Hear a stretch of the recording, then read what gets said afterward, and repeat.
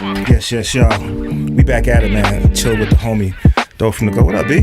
What's the word, man? How you doing, man?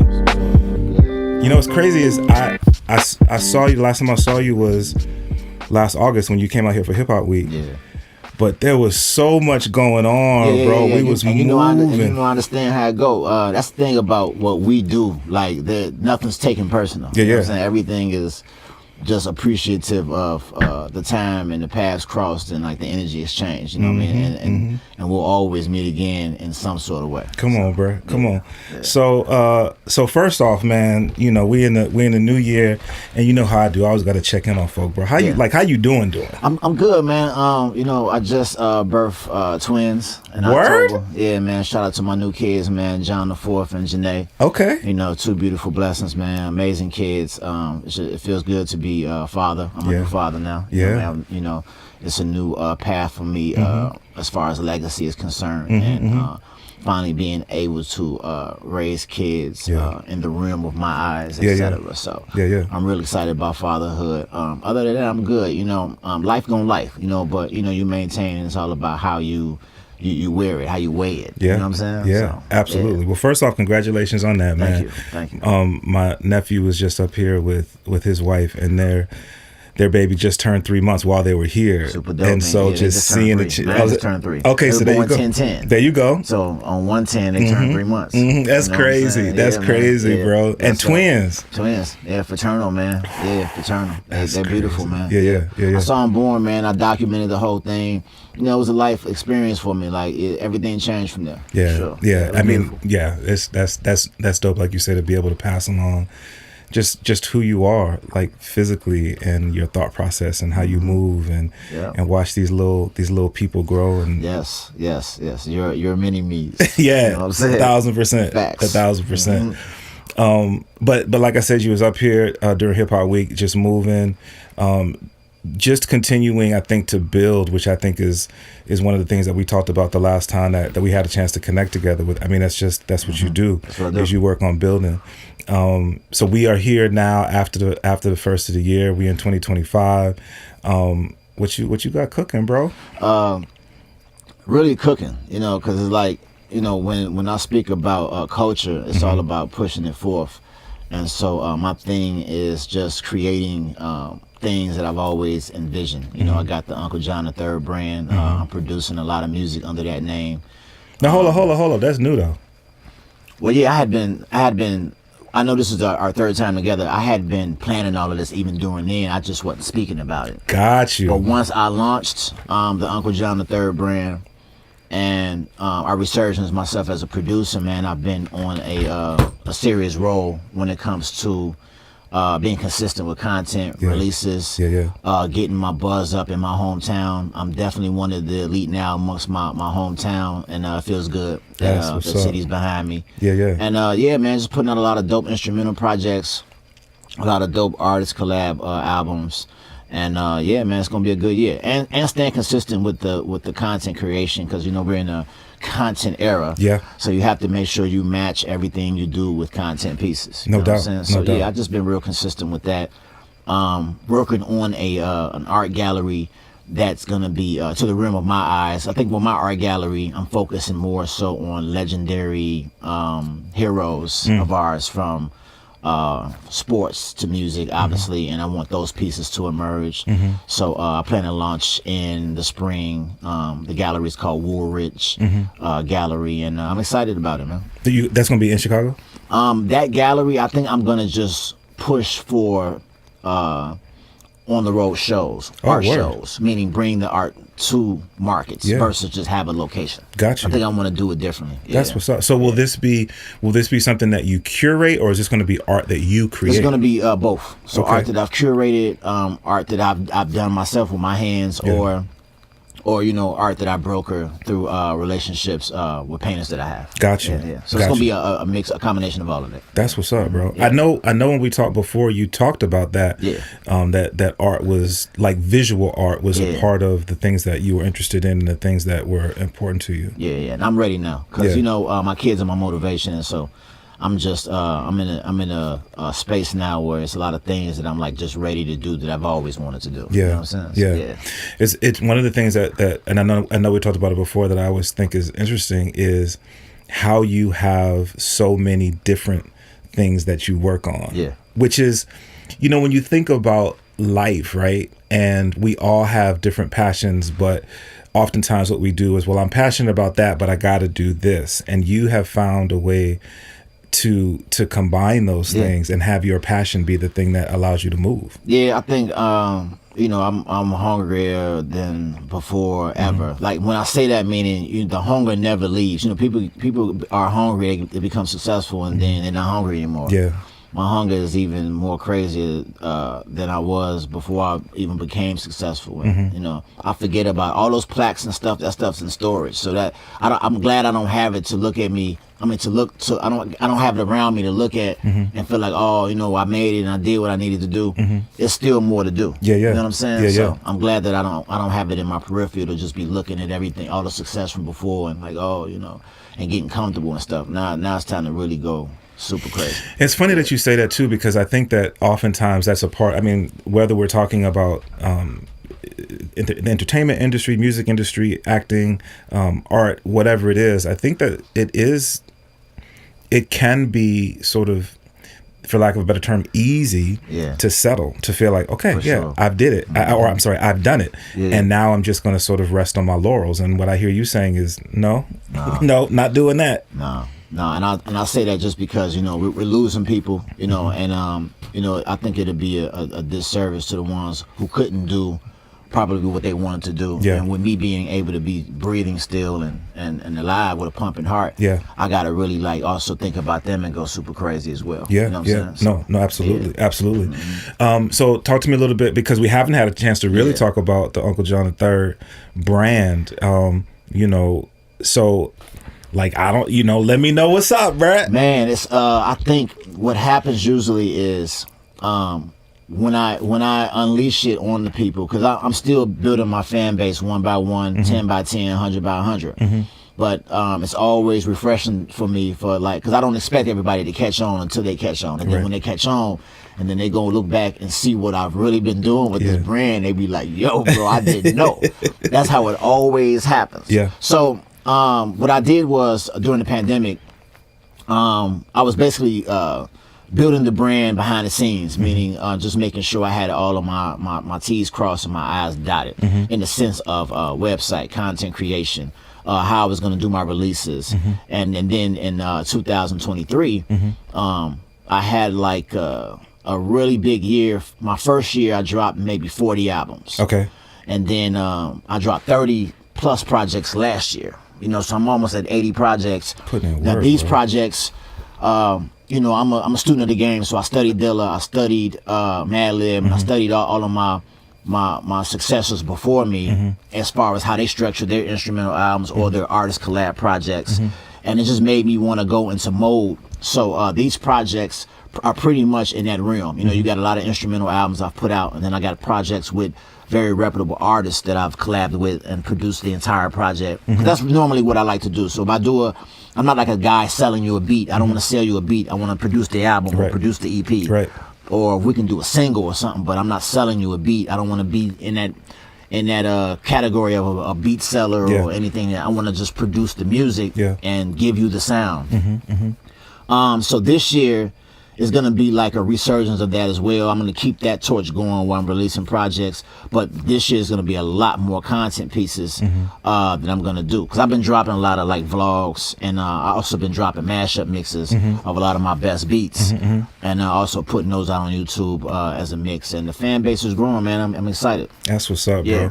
It's funny, I was talking to an artist in conversation, and he was talking to a producer and was saying that what one of his goals for one of his upcoming releases, he wants to work with this producer and have this producer produce him, like you said. And he was like, you know, I'll send you some beats. And he was like, no, I want you to, like, you know what I'm saying?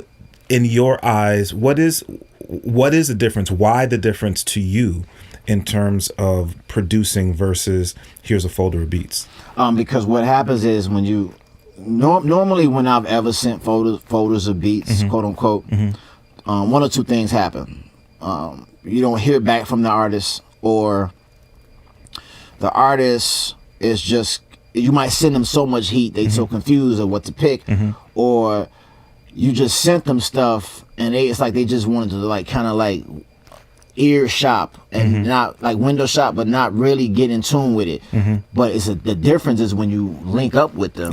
You're at their home, they at your home, or y'all might be out of town somewhere, really building a real relationship. You getting to know the artist, know about the artist's life, their experiences. It lets the producer create the music right then and there for you, because it's a soundtrack to your life. Right. And that's what I like to do. I like to get to know the artist, know what the artist has been through, and kind of just build a relationship and then create the music around that. It's a better approach to take. And it's funny because I know, and I'm not even gonna say it anymore because people know where I am in terms of my trips around the sun. But I feel like that is you have to be very purposeful in the day and age where it is so easy to just let me drop box you. You know what I'm saying? Man. Where back in the day, it wasn't that. You know, sure. Back in the day, it was you had to be together in creating this content, and I think that sonically, oftentimes that comes across. You can tell the difference when it's collaboration versus let me just rhyme on this beat. Exactly, collaboration versus just doing any old thing just to be doing it. Because I do have private links that have beats in them and stuff like that, but that I don't really want to. I don't market myself like that at all. You would have to like get at me personally, and then maybe we could do some business away from what I'm trying to do for you. But that's not my goal. Is to be online selling. And shout out to everybody hustling. Selling beats and all of that. I think with me it's more legacy infused and more concentrated on the culture, etc. For what I do. Yeah.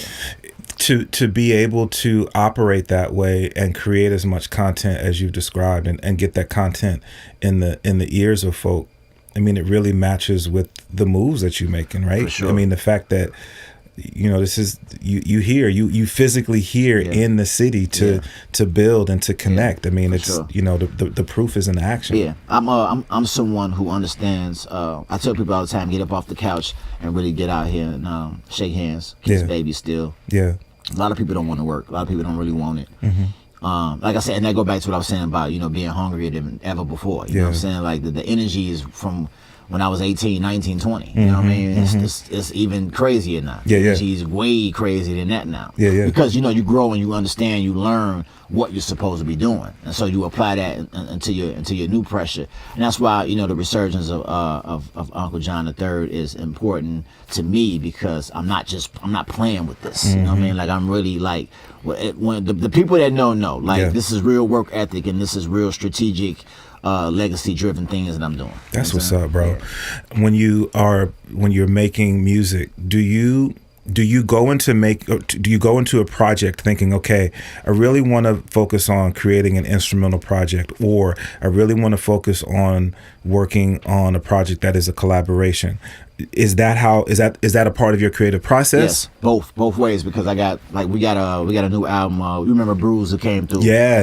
So me and Bruce, that's my brother, man. He's an incredible guy, man. Very talented. Just as a man, he's a wonderful dude. Yeah. But very creative. One of the dopest people I've ever met in my life. You know what I mean? When I first met him, I said, man, we friends forever. Because he was. I met him. I walked in the studio, his back was turned, and like he was just grooving, like, because he was an engineer, he was engineering a session. Yeah. And I just felt his energy from there. I'm like, yeah, man, we rocking forever. So we got a collab project dropping next month. His video actually comes out in the morning for a song I produced called Fashion Show Folks. Yeah. But our collaboration process is the same as what you just mentioned. Like I knew that we would be collaborating on many projects. Sometimes we do beats together.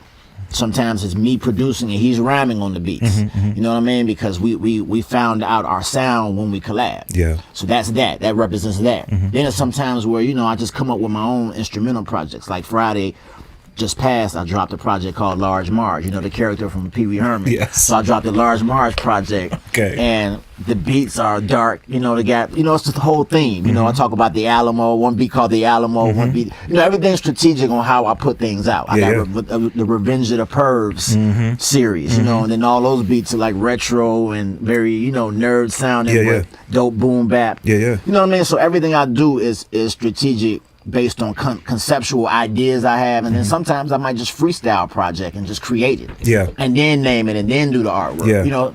There's many ways that I do it all the creative processes. Yeah. When for someone like yourself who has been making music for a minute, and you look at, I think we could, at this stage, we could probably look at every 3 to 5 years how things tend to change in terms of getting your art into the eyes or the ears of consumers.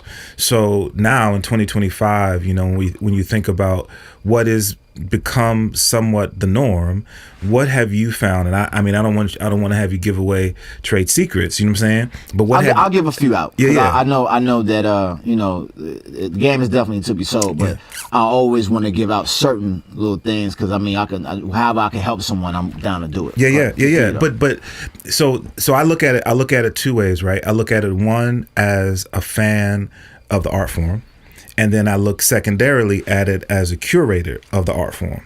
So I definitely have, through time, made connections with individuals who will send me art to help promote and play on the radio and this, that, and the third. But there is so much other art that's out there, and I'm still one who digs.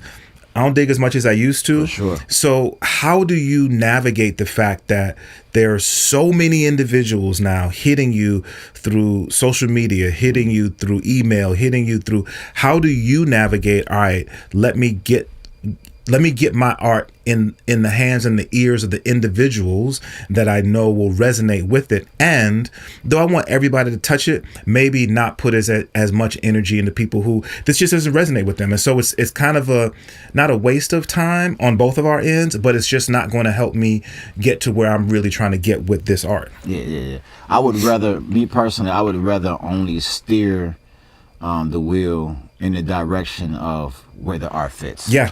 So I'm with you on that, because I've seen people have some really dope instrumental playlists that fits the type of music that I do. I send them the joint.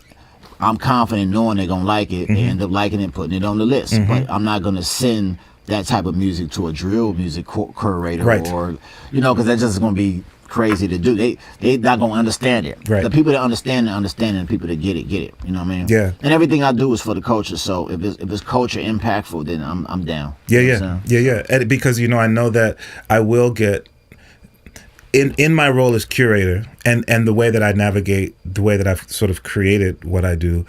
My thing is I think everybody deserves a platform, and so I'm gonna give everybody deserves a platform for the most part. Well, based on what they do. Yeah, exactly. But I was talking to a local artist, Destro Destructo Boom Bap Project, and one of the things that we talked about was it's challenging to have your music, because there's so much music coming at you. It's challenging to have your music stay in the algorithm. You know what I'm saying?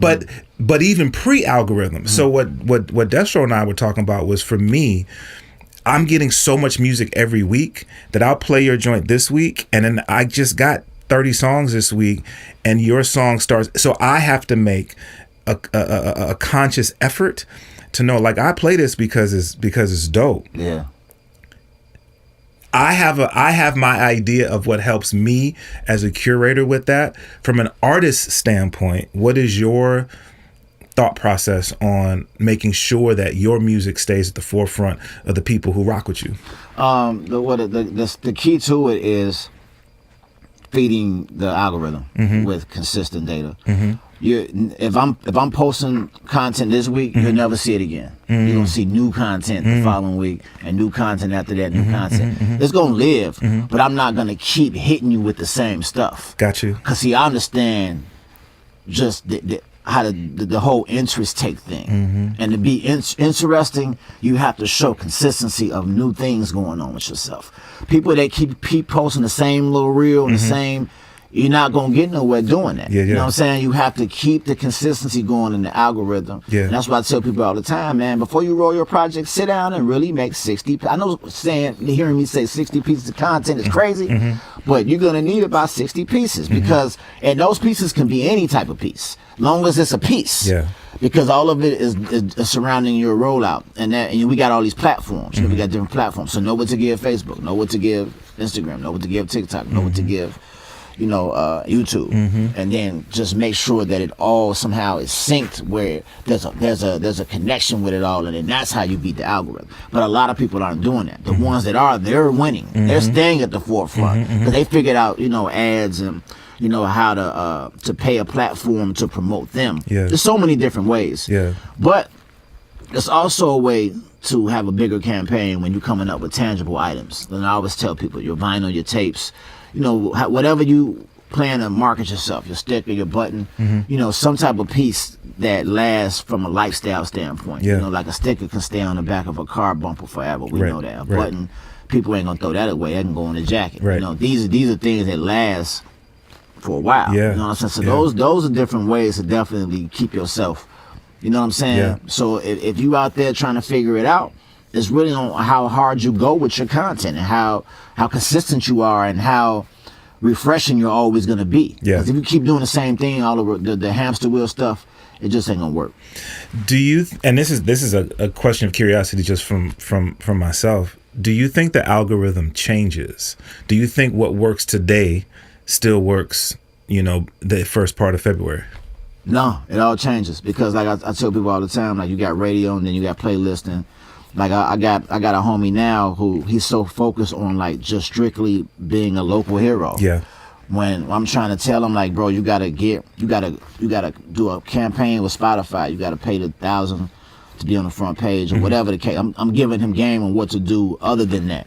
Because if you want to take money and just focus on paying a PD locally, and then you're forgetting about your monthly listeners on Spotify, you're getting placed on editorials or algorithm lists, so you could be considered for an editorial, then you're missing the other processes to help you succeed. If that's what you're trying to do. Because a lot of people don't. Their goal ain't to be mainstream. Their goal is to really just be marketed into a fan base. I always say if you got 100 fans, you can eat. If you got 100 fans, true fans that support you on a monthly, you can eat off 100 fans. You can eat off 1,000 fans.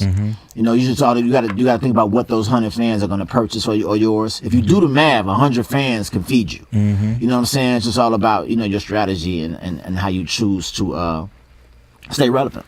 You know what I'm saying? I smile when you say that because I have heard that. And I've heard that from someone who has been on the journey, has been successful on the journey, understood that. This individual shared that with another artist. That artist took what this individual said to heart and has made and continues to make moves based on that. And it's funny because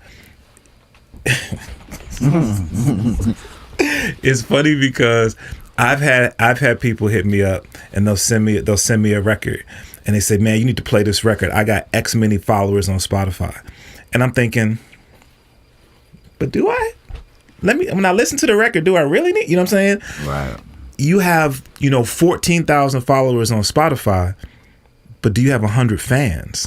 Because 100 fans. That's what I mean. And 100 fans if you based in Portland, do you have 25 fans in Idaho? That's what I mean. Because that means when you go to Idaho, you know that 25 people are going to buy tickets to your show. That's what I mean, though. You know what I'm saying? That's what I'm talking about, the 100 fan, the whole 100 fan rule. I say 100 because it starts there. Yeah. You got a person like Currency who got at least 100,000 fans. Right. Currency literally has, I'm using it for an example. Right. Currency literally has 100,000 for sure fans. 100,000. Yeah.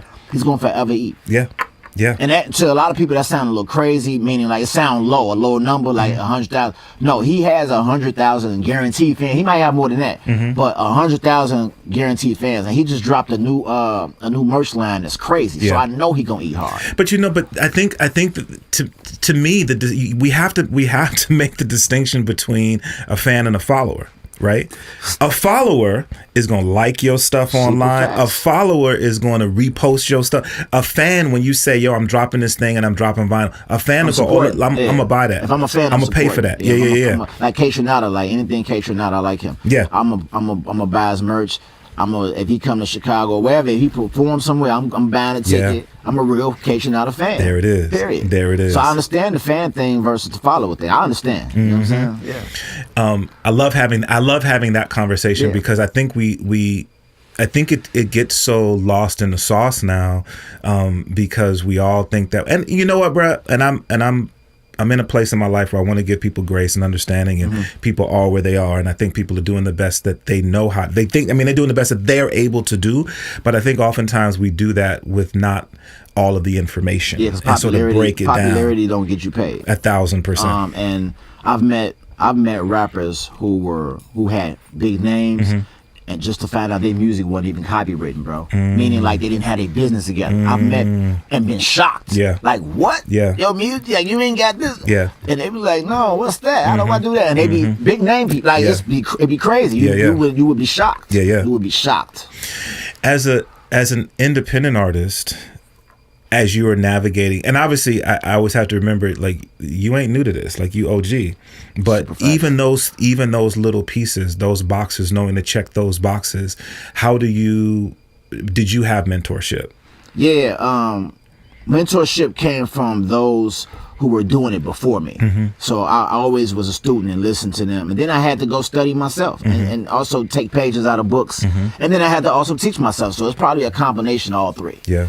You know what I'm saying? Yeah, that's what's up. Yeah. So in terms of the stylistically, I'm sorry. I would definitely want to talk to you about bag language, bro. What's up with bag language? Okay, so this year, my focus is going to be women this year. Okay. Because I wanna get more in tune with women when it comes to handbags and items that women can relate to. You know what I mean? So I want to I've been talking to some investors, and we're thinking about putting some stuff out in the spring that deals more on the women's side. I got some pieces coming out, like some full jogging suits and some things for the fellas, but I'm gonna really be focusing on the ladies this year for sure. That's what's up. They've been more of my supporters, my biggest support.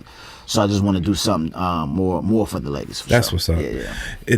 I have three. I think I have three pieces that you blessed me with. You got the new the Nino shirt. You got the Nino shirt. You got the Nino shirt. Bruh. So I gave you got one. When you blessed me with that when you was here during Hip Hop Week. Week. Money. Yeah. Bruh. People love that drop. I was about to say, man, I'm gonna actually do a hoodie drop. I'm gonna do a hoodie drop of that. That's what's up. I'm gonna do a hoodie drop. Yeah. That, but then even some of the old pieces that you blessed me with years back, I still rock them because the quality and the fit. Yeah. At the end of the day, that's what it comes down to for me, right? For sure. I'm a consumer. Yeah. You know what I mean? So I want anybody to have it to know how serious I'm. And we went through a lot of processes with bag language. You know, I first started out middle of the mall, you know, get 30 hats, get them stitched, and just, you know, try to just be pushing. But then I had to go get real investors involved, and but it took for me to be trying to push it first for people to want to believe in the brand. Right. For them to be like, okay, here's 3,000, here's 30,000. You know what I mean? Yeah. Now you go do you. Yeah. Whether we take a risk or not and we lose, we're gonna go do it. Right. So I went through all of that. You know what I'm saying? So it's you know the branding, apparel and branding things. It takes a lot. Yeah. It takes a whole lot. So. And that's, you know, to be able to have that.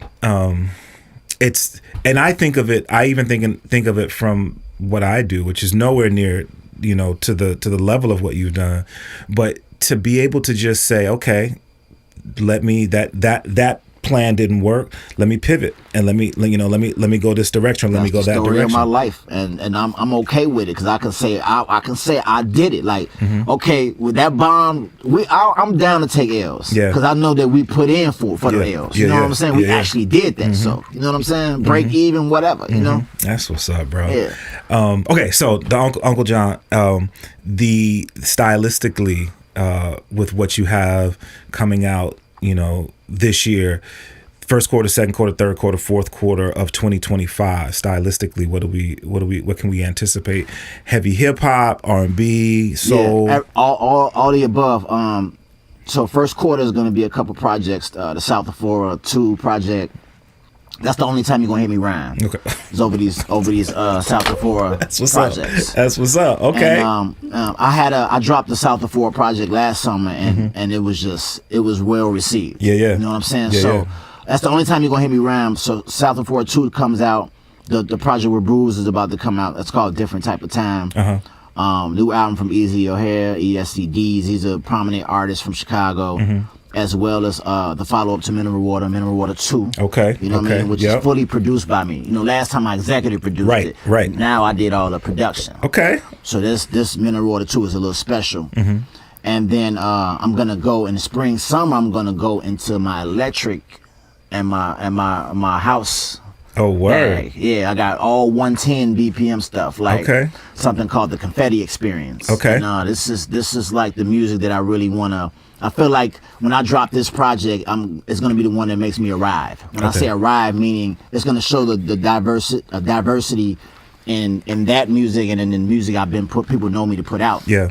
But I'm gonna still put the samples on top of those 110 BPMs. It's just gonna be more sped up and more house related. Yeah. It's gonna be very dope. And I'm probably gonna end up mixing that project this spring, and I want to bring it to different markets and DJ it. You know what I mean? Since it's all 110, it's all gonna blend good. Right. You know what I'm saying? Right. And then have confetti be thrown everywhere and then have people dancing and catch the content and kind of like on the boiler room style. Okay. You know what I'm saying? Yeah. So I'm looking to do that. And man, a lot of dope projects, videos, and good merch and all of those good things. Yeah. That's what's up, bro. It's funny because as I think about my music journey, and though it's heavily hip hop, you're exposed to many different genres, and I can remember being exposed to house music and but never really delving. And then really for me, it's been in the last maybe 5 years that I began to hear, and I still haven't done the research, but I began to hear the history of house. For sure. And that's our music. Yeah, man. In terms of your connection to house, can you talk about that a little bit? As a kid from Chicago. Yeah. House music definitely was a part of my life as a kid, just based on like my big sisters and big cousins. They were like house music junkies. Yeah. When I was about 8 years old, when we lived in the hood, they used to have this school bus coming on the weekend, I think, or Friday maybe. They used to have the school bus come and pick my older sister and cousins and them up, and they would drive them to Gary, Indiana, to like a roller rink called Screaming Wheels. Okay. And this was in GI. This was in Gary. Yeah. So it would take kids from the hood of Chicago to Gary, Indiana, which that ride was probably like 30 minutes, 40 minutes. Okay. And they would always come back so excited, and you can tell house music was like their favorite music at the time. Yeah. You know what I mean? Like obviously, rap was pushing how it was pushing, but house music just had you in another mood. Yeah. You know what I'm saying? Yeah. And it was like the soundtrack of real 80s kids. You know what I'm saying? And 90s kids too. Yeah. You know what I mean? Because we know I think Kid and Play was house. I think they were just like the rap version of house music. Okay. Like as far as like the dancing and everything, it was house, but it was rap. Yeah. You know what I'm saying? Yeah. So house music plays a major role, just based on childhood and influence from my family, my siblings. Yeah. Yeah, that's what's up. Sure. It's funny because I think whenever I think of house, I know that, and I just don't, again, I claim ignorance. Like I don't know. I haven't done my homework that I will do, but I always think about the JBs, the Jungle Brothers, and understanding that they were sort of the foundation of the native tongue that came out of them. Facts. But like they played a bunch of house music. No, like when you go listen to them records, it's house. Same thing with Moni Love and Queen Latifah. You can go and listen to their debut albums, and you're gonna find one or two house records on the album. Yeah. Yeah. Because they dabbled in that genre. So Yeah. if you go listen to Moni Love's debut album or Queen Latifah's debut album, Yeah, yeah. you're gonna find 1 or 2 house records on those albums. Yeah, that's you know what what's I'm saying. So. No doubt, man. Dope from the go. Earlier today, you had an opportunity to stop by. Got to give a shout out to the folk over at Specs Records, and you had a chance to play some beats, man. Your continued growth and connection with the city of Portland it's really cool to see, man. Yeah. Just in your own words, man, your feeling about Portland as a place for artists to just go to present their art. It's a connection for me. I like Portland just based on, like, when I come here, I feel like it's just somewhere I need to be when it comes to like growth and building and foundation and networking. Yeah. And I come with open arms and things to offer. Yeah. You know, so that's important. Yeah. And like I say, even with the Specs Records thing, it was a platform for me to get the groove and the atmosphere, and whether I gained 1 or 3 fans today, I gained them. Yeah. You know what I'm saying? Yeah, and it was a blessing to do that. So yeah, man, that's a connection. I just feel like overall Portland has definitely been good to me in a way where I can just, get more expansion going and more light. Yeah. That's what's up, bro. So if people haven't tapped into any of the conversations that you and I have had in the past, and they're just hearing this, and they're like, okay, I wanna tap in. Where would you direct people to say, okay, start here? It's like I know Spotify right now, people are making playlists of their art, and it's start with these. So what's your start with these? I would say just visit the URL unclejohnmusic.com, because it's going to direct you directly to my YouTube. My YouTube has everything. That's what's up. And I use YouTube because they have the most bandwidth. They have the most. It's gonna always be there forever. I tell people this all the time. Just go get your. I'm gonna give you the game. Get your .com or your whatever, and just mask it and forward it. And that way you ain't gotta. A lot of people don't want to keep up with building a website or paying that GoDaddy fee or whatever. Right. Just get your domain, buy it out for so many years, own that domain, and then just forward it to another site that can carry all of your content, and you ain't even have to pay for it. Yeah. They gonna carry all the videos, all the embeds. You can sell your merch there. It ain't nothing you can't do on YouTube. That's what I mean? what's So up, that's the bro. game. You see, so the last time I didn't have the visuals, and that's I'm learning that, like, we are all, I mean, even as a consumer, I tell people all the time, bro, of all of the streaming services and this and the third, I spend more time watching YouTube than anything else. Me too, bro. YouTube is all I watch. People think I'm weird because that's all I watch. All I watch is YouTube. I don't really care for other platforms. I just be watching YouTube. 1,000%. Everything that you looking for music, you looking for recipes, you looking for how to repair a dryer. Shout out to Wifey. You can find it on YouTube, right? Yep. And that's another thing. Income stream wise, extra income stream wise, I'm doing a couple. I'm gonna give you some more game. Doing a couple of faceless channels. That have like stuff for kids, all kid stuff, and then another channel that has, rain or fire. People be looking for. Those are all good monetary things to do as well on YouTube, and you can make money off that stuff, bro. Yeah. The drive to create just seems to like ooze out of your pores, bro. Yeah, man. You gotta, you're not gonna be here forever, so you have to create with an urgency. Yeah. That's our motto. Create with an urgency. Yeah. You know what I'm saying? I love it, bro. I love it, man. Yeah. So you're here in Portland. Now we getting ready to head in the winter months. You gonna be locked down for a minute? No, man. I'm from Chicago, so I can deal. I can deal with all this weather. I ain't gonna lie. My kids was born in Minnesota, so that's where I live at now. Okay. I was living in Phoenix. Yeah. That's right. So I went from 120 weather to negative 20 weather. You know what I'm saying?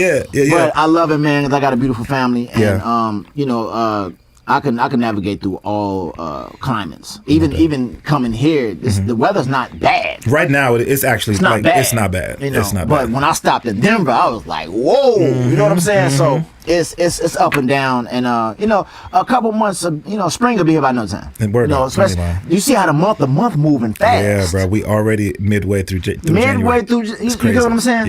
Yeah. That's what's up, bro. So if people, once again, man, if people want to tap in, we want to make sure that people are staying up, because you are creating so much content, not just musically, but whether it be the visual arts, whether it be the merch.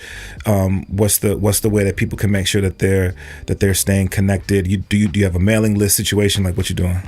So the email for me is unclejohnmusic@gmail.com. You can email me direct about anything if you want advice, mentorship. There's a lot of different things. I'm finna start doing beat tutorials, all of that.